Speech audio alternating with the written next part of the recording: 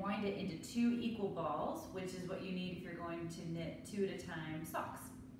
This is a Malabrigo Rasta, so it happens to be very thick. It's making slippers. The pattern's available on the Cushion of Joy website. And there's another video that also shows you everything about setting up your Swift and winding your yarn cake, so we're not going to go through that today.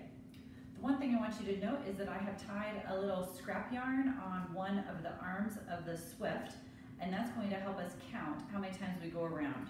So the first step is to count how many pieces of yarn you have, and I've already counted. I have 52, and I need 2 balls of yarn, so that means I need 26 times around the Swift will make half.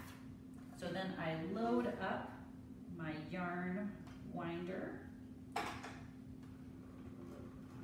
Watch carefully. All right, so that's 1 time around when I've reached that mark.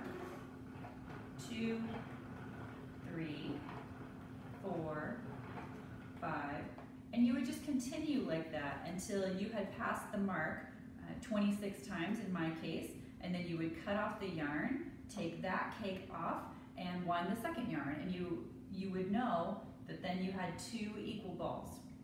The other thing I do is I then put each of the yarn cakes into a bag when I'm knitting 2 at a time socks, so that there's just no chance they can get twisted. And the final thing is I then put them inside of a project bag. And I can give you the pattern. These are little project bags that I sewed. And I take out both of the ends.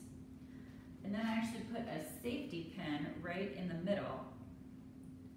And that way it keeps everything very straight for me while I'm knitting my socks. And every time you turn the sock project, you can simply turn the bag. And it's very easy. You're not moving the different balls around the entire time. It stays completely sorted out. So I hope that helps, and good luck with your sock project.